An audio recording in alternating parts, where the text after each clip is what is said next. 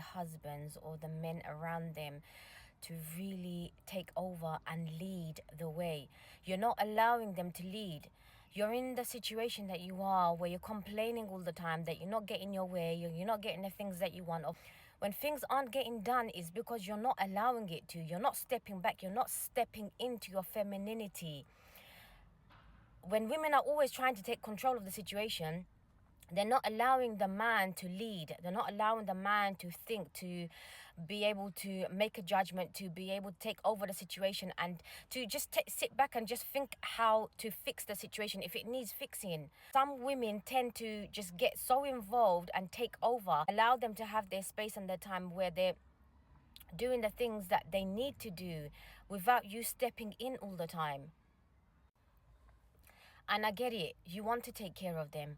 You want to be there for them. But that's not the same as you mothering them. There's sisters that I know that are mothering their husbands. They are mothering their sons, okay?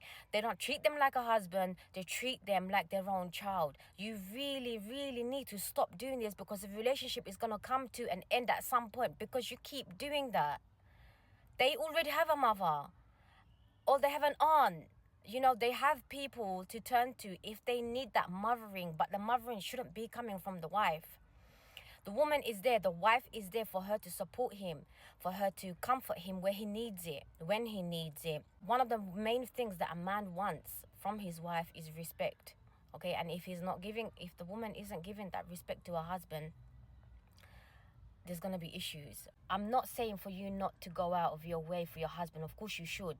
Do things for him. When he needs something, do it for him. Do things voluntarily, give, okay? But what I'm saying is, when women tend to overgive, okay, where it comes to a point where they're burning out and they're not being able to take care of themselves because they're continuously trying to accommodate for the husband. This is where it goes wrong, because there's certain responsibilities that a woman has and there's certain responsibilities that a man has, and they both need to know what their roles are.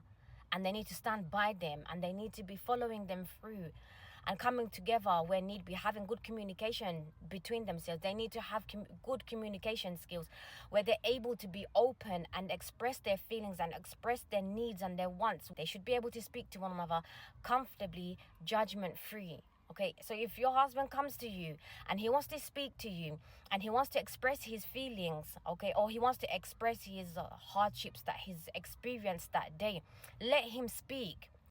What I would do is count up to 20. I know that sounds like a lot of seconds, but count up to 20, because usually what tends to happen is when the man is expressing himself, he hasn't finished speaking. And usually because the woman interrupts and she's not allowing her husband to speak, he's unable to express himself fully because he was interrupted. So when he is speaking, let him speak.